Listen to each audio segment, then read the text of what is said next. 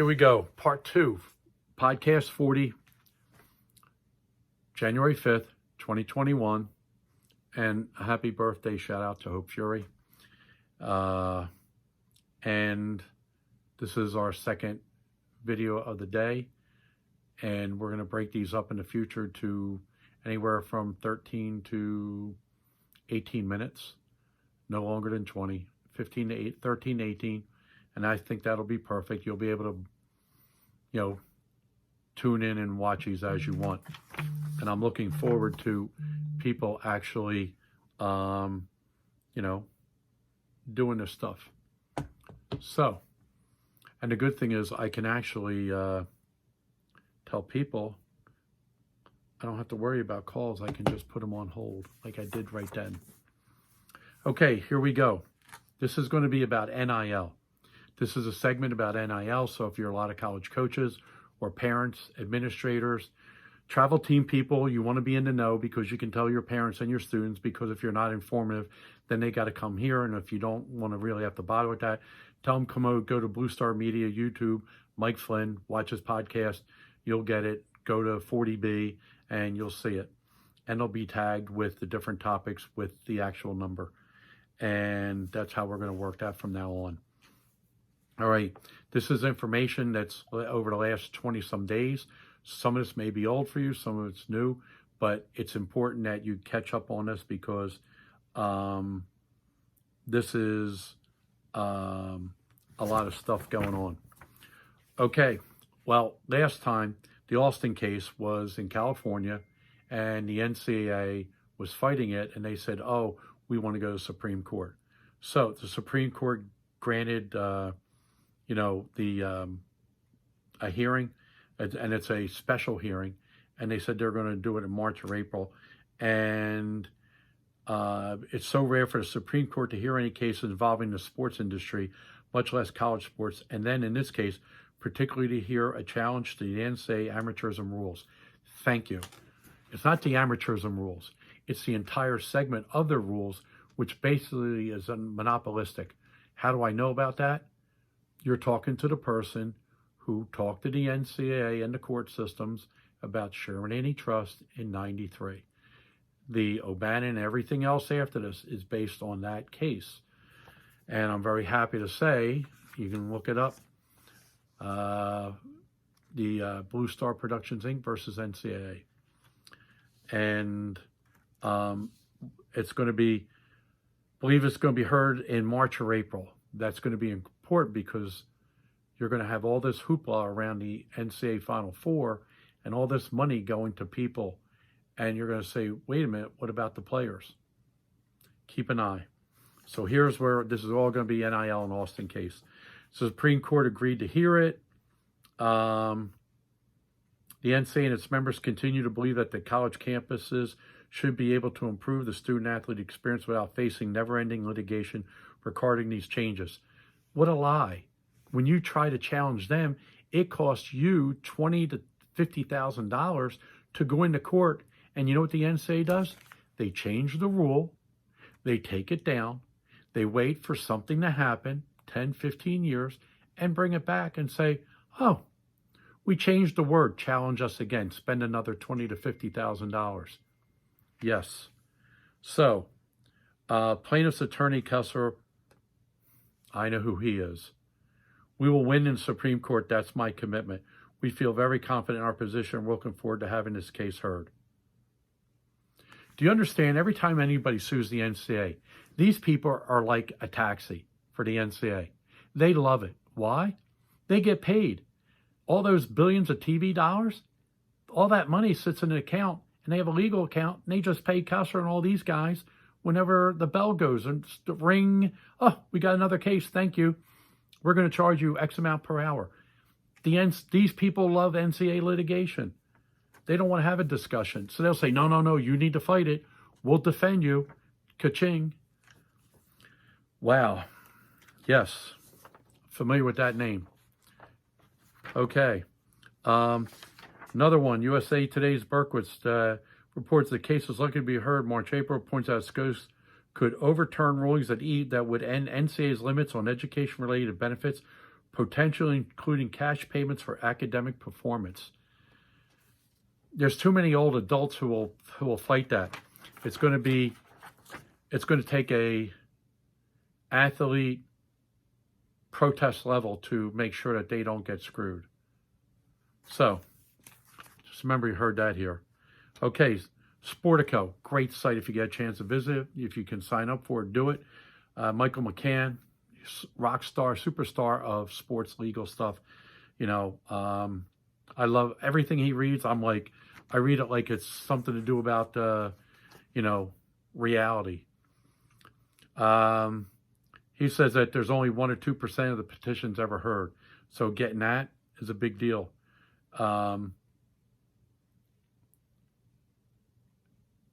He says, a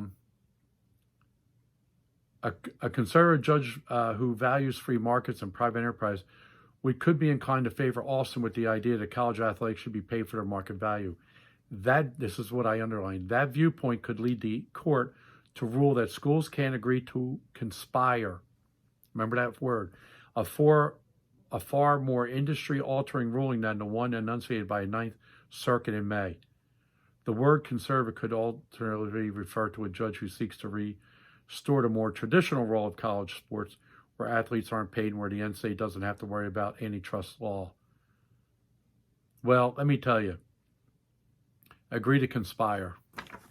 We're going to revisit that because there was a term I read later on. I was like, whoa. I was like, okay. Another one on this case. 2021 shaping up to be a pivotal year in its history and future of the NCAA, writes USA Today's Wolkin, who observes that the collegiate model, as it were, is about to go on trial. While the NIL issue is full of complexities and is therefore difficult to predict, Wolkin posits that the U.S. Supreme Court's 6-3 conservative majority would appear on paper to be less friendly to labor in the context of a traditional antitrust case. But given the unique nature of the NCAA and college sports, trying to fit this specific case into an ideological box may not be that simple. That's because we go back to what Michael McCann said about the schools that can't agree to conspire. That means if they can't agree to conspire, then look back on past legislation as a conspiracy. And what does that tell you about things that interfere with their money? Which means that there's a big case sitting out there for summer event basketball operators and former camp operators if they choose to go down that road, because these are now smoking guns, even though they say, well, that's a case long ago. But it's like, no, sometimes you have to wait for the water to seep under the rock to loosen it where you can pull it up and find the gold under the rock. Who knows? But this ain't going away. This ain't about me, but I get it all. But this is intriguing. And at the end they go, regardless of how the issues unfold over the next year, Wolkin Smith, the argument could be over for at least a generation. It's not going to be. It's going to be at least 2 generations. It's this generation of athletes and the next one that's coming up, because the parents are quite aware of this stuff and they ain't walking back. They're not going back. They're not going to accept less. Okay? All right, the next, let's see, Supreme Court agrees to hear the challenge the landmark antitrust case against the NCAA could upend the business model for college sports by allowing colleges to compensate student athletes. Now you see why the Knight Commission, you can go to the Knight Commission on Google and read their stuff. There's their statement that football should leave the NCAA and be its own entity. Well, I can't see that happening because you have too many Title IX and basketball and everything else. But why they put football there? Because the conferences run football. The NCAA owns basketball. That's why you never see punishment for basketball, because you're not going to punish your money. And the conferences, they're the administrators who tell the NCAA what to do. They're telling them, oh, no, you're not going to punish football. And I'll go in that because there's a statement in one of these about football recruiting and also the payout of Texas and paying athletes, because that was written about. So if you connect the dots in all this, it's going to be really intriguing. The NCAA has long contended that while its member schools compete on the field, antitrust law allows them to agree to impose certain restrictions, including on athletic compensation in an effort to promote relative competitive equity and to have a product for fans that's distinct from professional sports. Antitrust isn't about sports, allowing them to have professional sports. That wasn't it. And they gave it to them. I thought that was for football. They gave them that for football for TV ratings when it was first started. This is all going to be reviewed and revisited because the technology has now changed, where it was networks and support of fledgling football when ABC started college football. Remember back in the days, Chris Schenkel and all that, Wide World Sports, you OGs, you get that. Well, that's what started. Technology, they all have their own online service. Disney Plus. Hey, who's going to the movies down the road? I'd like to go see it with a bunch of people, but I know I was at this Consumer Electronics Show, which I mentioned in podcast 40A. Hey, I remember speaking to somebody 2 years ago who was dealing with the new Golden State Arena, and I was telling them how to have future fan bases, etc. And I'm going to tell you, I believe that that's a future marketing opportunity, and I'll leave that go for the future because that's another business idea that I have. I'm going to share with some other people.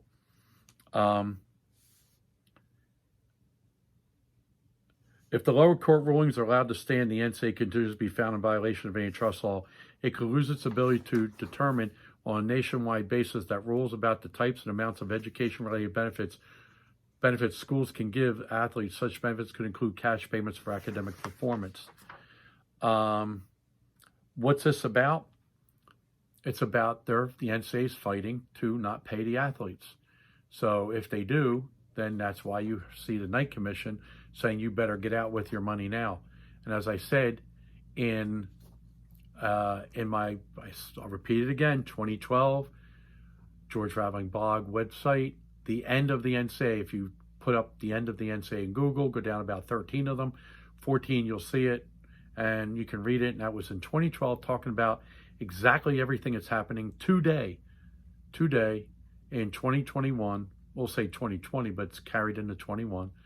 That I came up with the idea that this isn't going to last, and the only way you can get out of it is you have to figure out how to get out of Title IX, because that's the real key. Because whoever football goes away, and they say, well, we want to rent the NIL name off the university, the people are going to say, no, Title IX, which means that the key sports are going to have to go to a nonprofit athletic association that works with the university. Now, if I'm not mistaken, I think Florida or Florida State, one of them, has actually an outside nonprofit organization being the athletic department. Well, guess what? That's going to prop up all over the country. They'll form their own group. They'll rent the name off of the university, and there you go. There's all the club sports.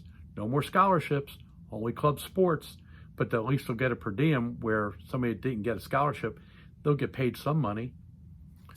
But, that's a whole other topic and discussion about the non-Olympic sports. I'll save that for maybe 42 or 43 on here, because that'll have an impact as what female athletes do in the future.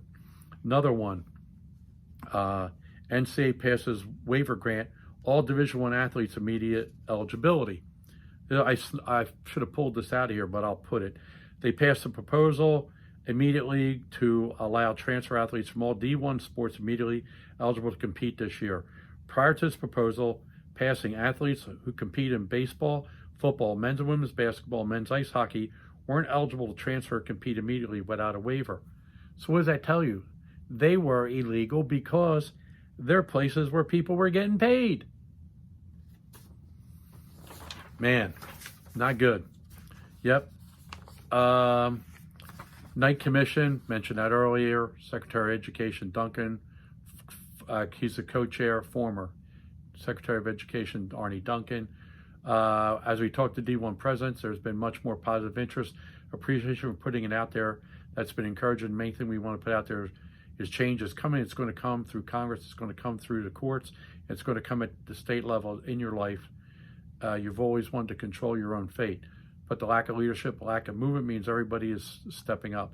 If they want to control their own fate, now is the time to do it. They don't want to control it. They want to control the money. They want to control the athlete. And this is the same thing at the athletes in the pro leagues. So there you go. Berkowitz, Report Center, Gillibrand, New York. Schatz from Hawaii have joined a college athletes' Bill of Rights as co-sponsors. Plus, a companion bill has been introduced in the House by Jan Sikowski, Democrat, Illinois, and Steve Cohen, Democrat, Tennessee. Probably not very friendly to the NCAA.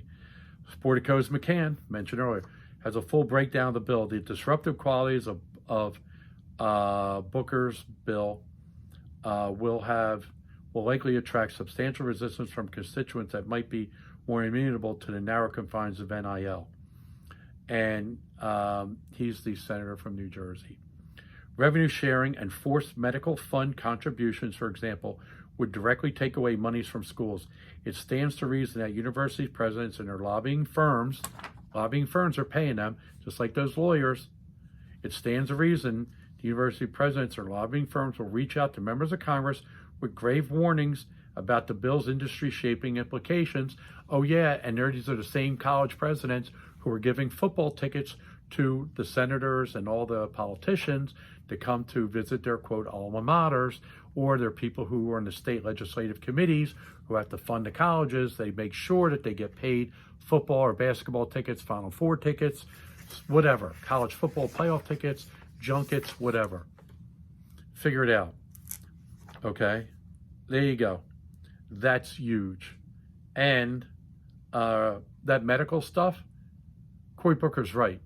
I know athletes, female athletes who played, who had shin splints, knee injuries, hip problems forever from playing for 4 years on bad surfaces, and it doesn't show up for 2 years after you're done.